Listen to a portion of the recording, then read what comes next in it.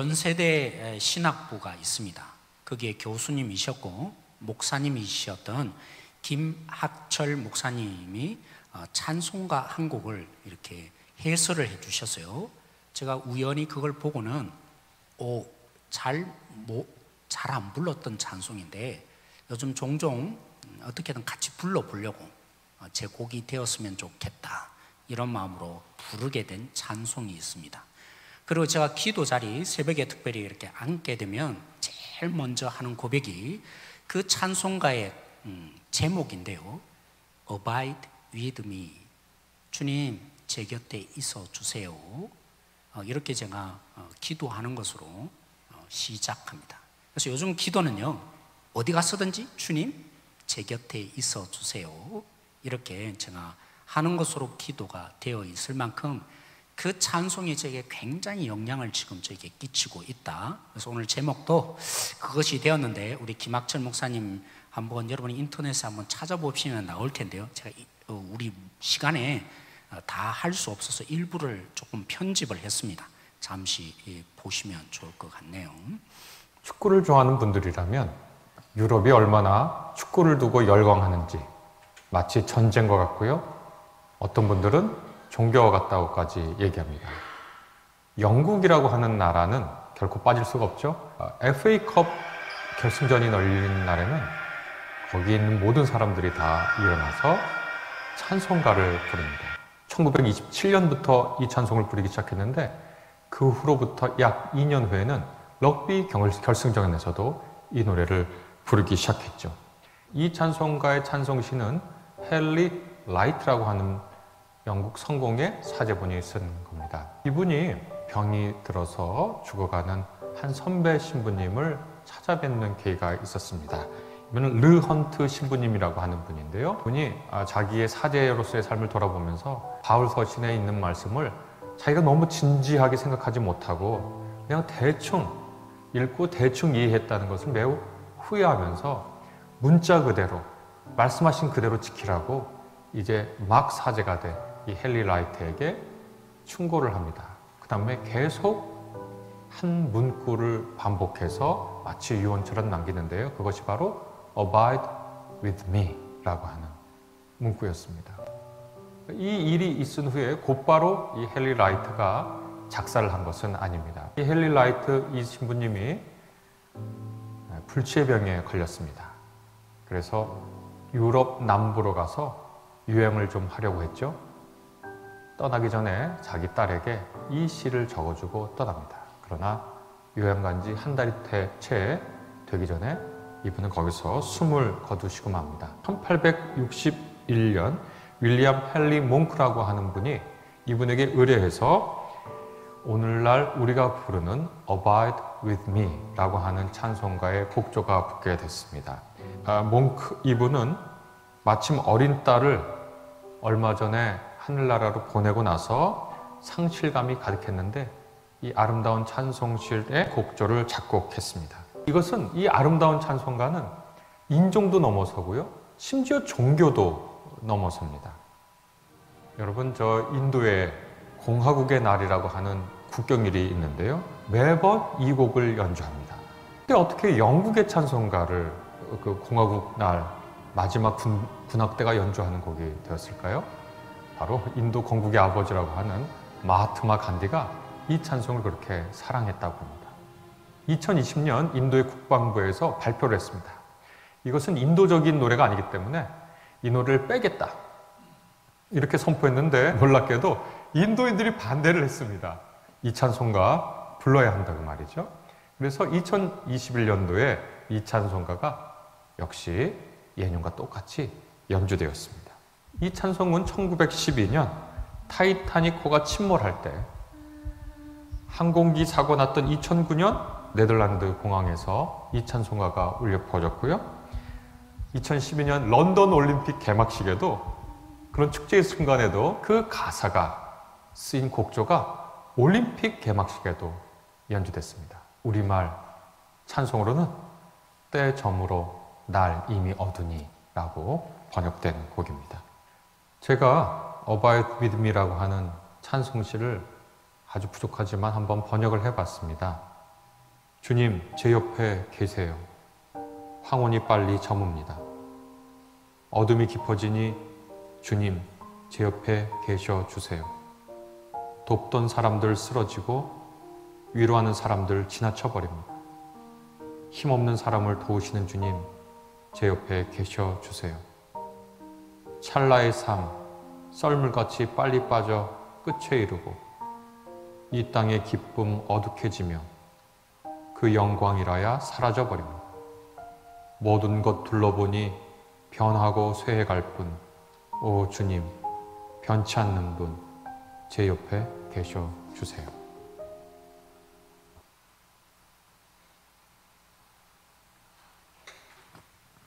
제가 요즘 이렇게 부르며 고백된 것처럼 여러분의 마음에도 주님 제 옆에 계셔 주세요, 이 고백이 일어나길 원하고요. 특별히 오늘 말씀을 듣고 여러분에게 성령님이 역사하셔서 주님 제 옆에 계시길 원합니다, 그런 이 시간 되었으면 좋겠습니다. 오늘 본문에 사실은 주님 제 곁에 있어 주세요 한 것이 아니라 예수님이 찾아오셔서 곁에 있어 준 사람으로 시작하고 있습니다.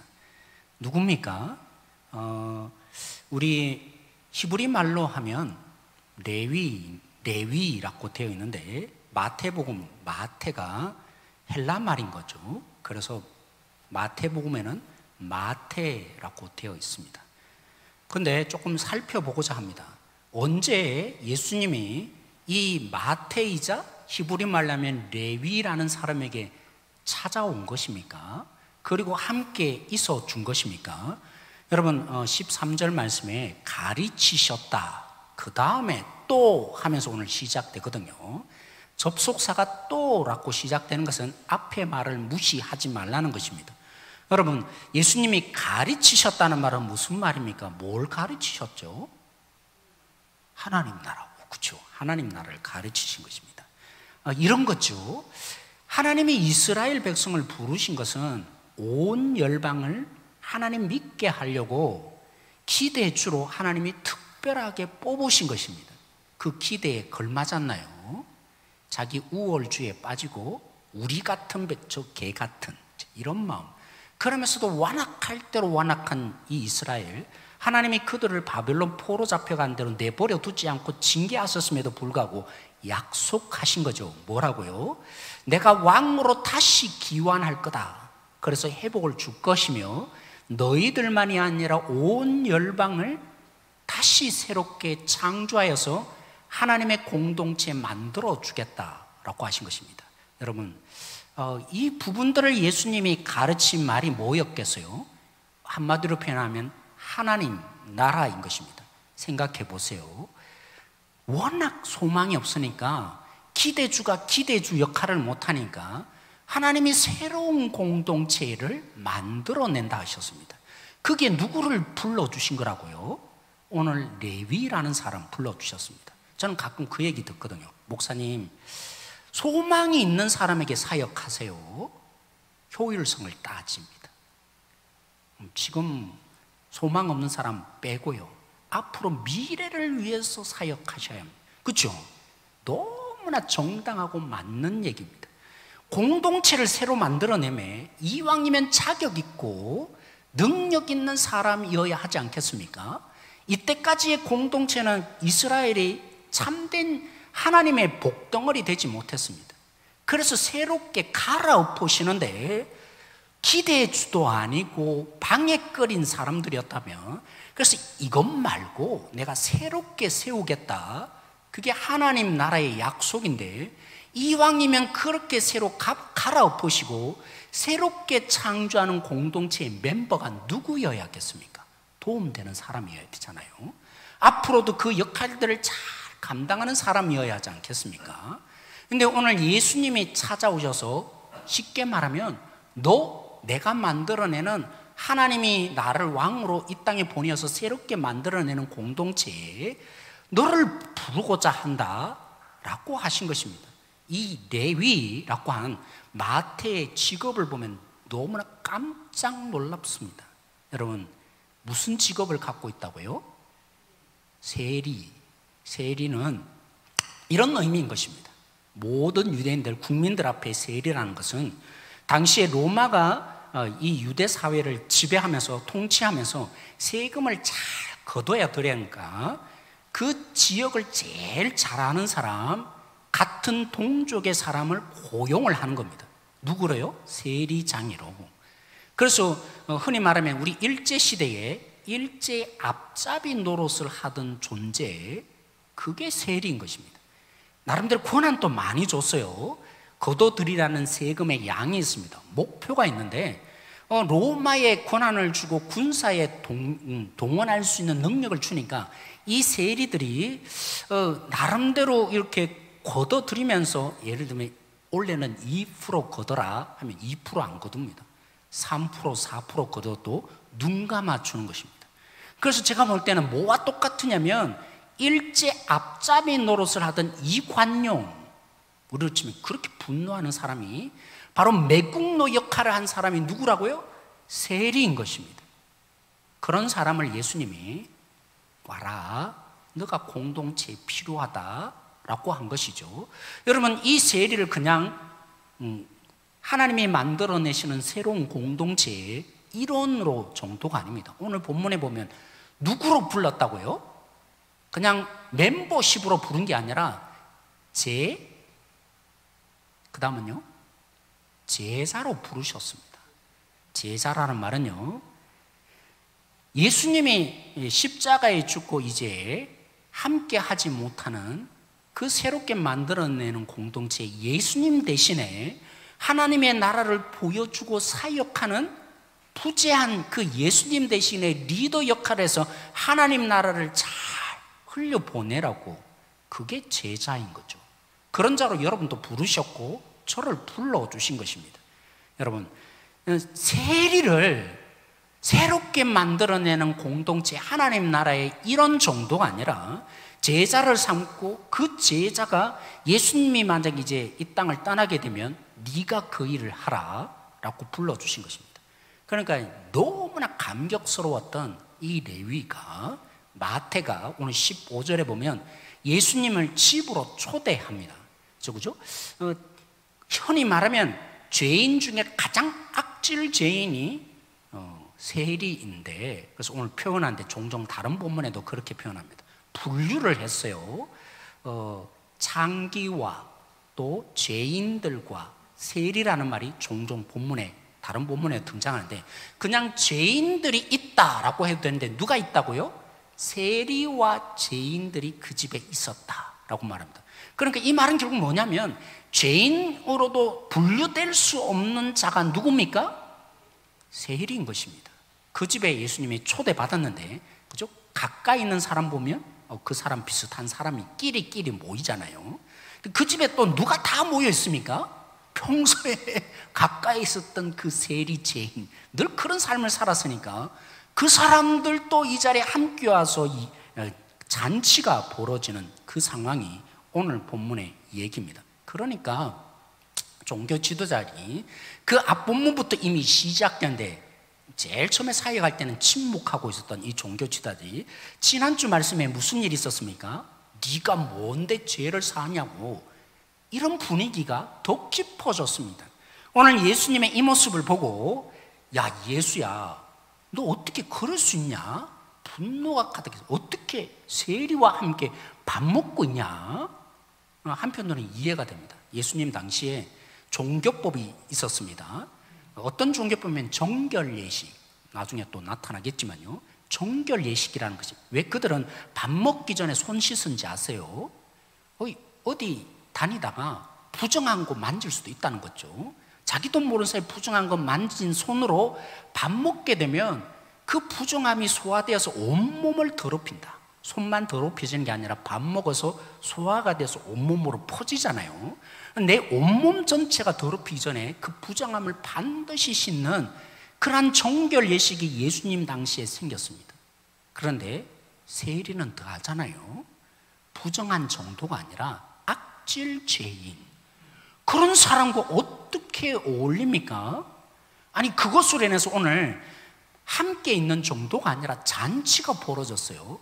그래서 온 마을이 더럽혀질 위험성을 예수님이 노출시켜서 종교 지도자들 입장에서는 충분히 이해되고도 남는 것 같아요. 근데 오늘 예수님이 이 답변을 마지막에 해 주시죠.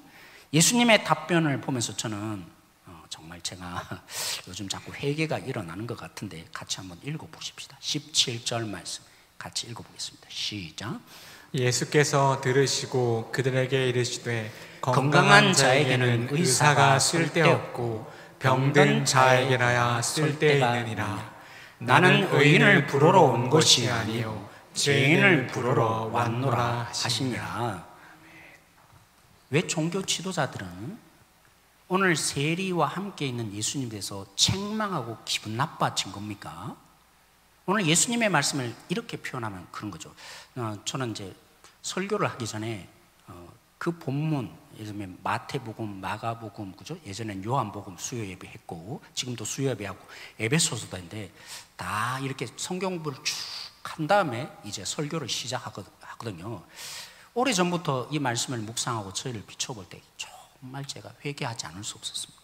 왜냐하면 오늘 예수님께 불만을 품는 이들은 자기를 어떻게 생각해요? 뭐라고 생각하고 있죠? 자기가 의인이라 생각하니까, 나는 괜찮은 존재라고 생각하니까 저 세리들 어떻게 어울릴 수 있지? 라는 생각을 한 거죠. 맞아요. 말씀대로 지키고 사는 사람들입니다. 겉으로만 사는 사람들이 아니고 잘 사는 사람들입니다. 그런 그들의 착각이 뭡니까? 나는 말씀을 지키고 나는 다른 사람에게 상처도 안 주고 잘 하고 있으니까 나는 누구라고요? 죄인이 아니야. 의인인 거야. 그러니까 다른 사람들, 세리와 이런 죄인들이 죄인이라고 여겨집니다. 나는 의인이고 나는 완전한 자이고 저들은 나쁜 사람으로 이렇게 평가가 된 거죠. 저를 보면 제가 그럴 가능성이 가장 많죠. 제가 여러분보다는 성경 공부 많이 하지 않겠어요? 말씀을 읽어도 깊이 읽지 않겠어요? 맞지 않아요? 부인할 수 없습니다. 여러분보다는 제가 말씀에 깊이가 있고 말씀을 많이 연구하고 말씀을 가까이 합니다. 또 저는 먹고 살기 위해서 그렇게 걱정하지 않습니다. 교회가 저를 책임져 주니까 내일 어떻게 될지 그렇게 걱정하지 않고 살도록 여러분이 배려하기에 먹고 살기 위해서 타협할 필요가 저에게는 없습니다. 그리고 제가 여러분보다는 기도 많이 하지 않겠어요? 새벽 기도 나와서 기도하고 또 앉아서 기도하고 에베소서 말씀으로 요즘 우리 당회원들과 기도하는데 금식 하루 하면서 그렇게 기도한 여러분보다는 기도 열심히 합니다. 그리고 제가 어떤 때는 막 화가 나서 어떤 때는 진짜 상대방을 고려하지 않고 말하고 싶을 때도 있습니다. 저라고 왜 화가 안 나겠어요? 제가 그냥 감정대로 표현하면 저를 미워하게 되잖아요. 그러면 설교 말씀이 그분들이 안 들릴 거 아니에요. 그래서 웬만하면 참으려고 합니다. 참고 참습니다. 막말하지 않고 또 생각해보고 어떻게든 배려하려고 합니다. 이런 저의 삶이 어느 순간부터 나는 죄인이 아닌데, 나는 의인인데, 난 말씀대로 살잖아, 나는 기도하잖아, 나는 상처 주는 말을 하지 않잖아, 이게 의인입니까? 우리의 행위로 단 한치도 하나님에게 의로워질 수 없습니다. 우리 모두는 죄인입니다. 어느 순간에 제가 종교 지도자와 똑같아져 있더라고요. 나는 의인이고 저 사람들은 죄인이야. 그래서 제가 이 말씀이 얼마나 찔림이 된지 모릅니다.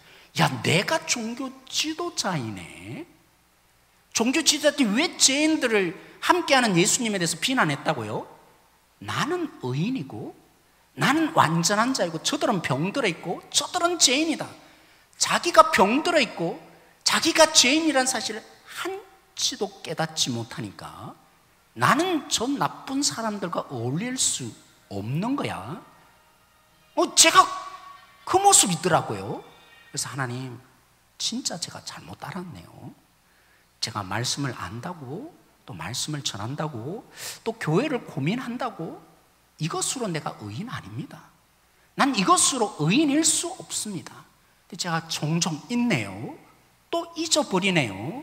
이런 마음으로 제가 회개를 하면서 그래서 더더욱 이 찬양을 이제는 자꾸 부르게 됩니다. 아니 고백하게 됩니다. 좋을 때나 나쁠 때나, 조금 잘 살 때나 못 살 때나, 잘 살아갈 때도 여전히 저에게는 주님이 계셔야 합니다. 주님이 함께 하셔야 합니다. 그러면 저 못 살아요. 또 원상복귀가 되었어. 또 저의 이 본질을 잊어버리고 마치 내가 의인인 것처럼, 난 괜찮은 존재인 것처럼 또 그렇게 살 게 뻔하거든요. 잘 살 때도 주님 제게 머물러 계세요. 또 힘들 때도 여전히 주님, 제가 주님이 필요합니다. 그 고백이 있어야겠더라고요. 김동호 목사님이 어느 날 너무나 화가 나서 하나님께 이렇게 물었다고 합니다. 하나님, 저런 인간 사랑합니까? 김동호 목사님도 마음 아픈 일이 많았던가 보죠. 성도들이 뭐라고 하는 것에. 그런데 김동호 목사님 말의 표현이 그렇습니다. 0.1초도 안 돼서 하나님의 응답하셨는데, 그럼 물론 직접적인 말은 아니기 때문에 그 마음의 감동이 그렇게 들린 거죠. 화가 나더라는 것입니다. 하나님, 제가 좀 기다리겠네요. 중요한 얘기인데. 네.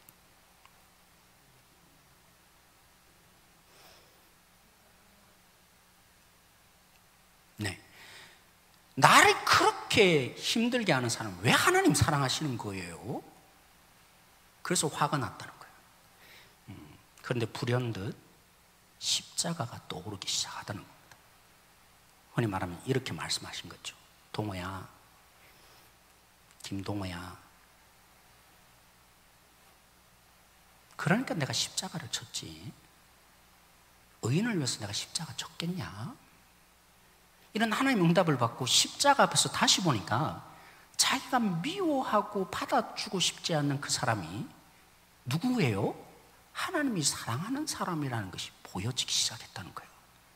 그 십자가로 나를 다시 한번 보고 나니까, 그래, 너 뭐가 그래 잘났냐? 이런 거 있잖아요. 너 잘난 게 있냐? 그래서 김동호 목사님 이렇게 말해요. 도끼인 객긴 아니에요. 십자가 앞에서 도끼인 객긴 아니에요. 제가 481장 찬송 김학철 목사님의 번역을 다시 한번 읽어 드리겠습니다. 주님 제 옆에 계세요. 우리 찬송의 번역이 그 맛을 잘 못 살려주기 때문입니다. 주님 제 옆에 계세요. 황혼이 빨리 저뭅니다. 어둠이 깊어지니 주님 제 옆에 계세요. 돕던 사람들 쓰러지고 위로하는 사람들 지나쳐 버립니다. 힘없는 사람을 도우시는 주님, 제 옆에 계셔 주세요.